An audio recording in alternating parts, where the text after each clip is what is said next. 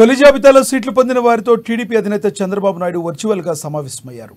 ఎన్నికల వరకు రోజువారీగా చేపట్టాల్సిన పనులపై చంద్రబాబు దిశానిర్దేశం చేశారు. 40 రోజులు అత్యంత కీలకమని, నిత్యం ప్రజల్లో ఉండాలని పేర్కొన్నారు.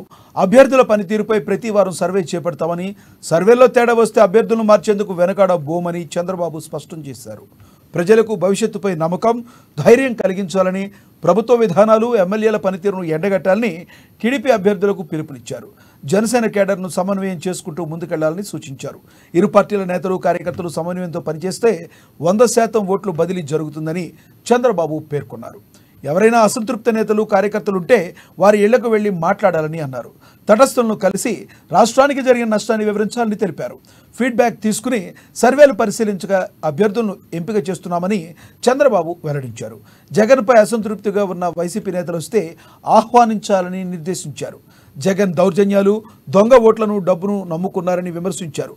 ఎన్నికల వేళ ఊహించని స్థాయిలో కుట్రలు, కుతంత్రాలకు పాల్పడతారని, సిద్ధంగా ఉండాలని అభ్యర్థులను హెచ్చరించారు చంద్రబాబు.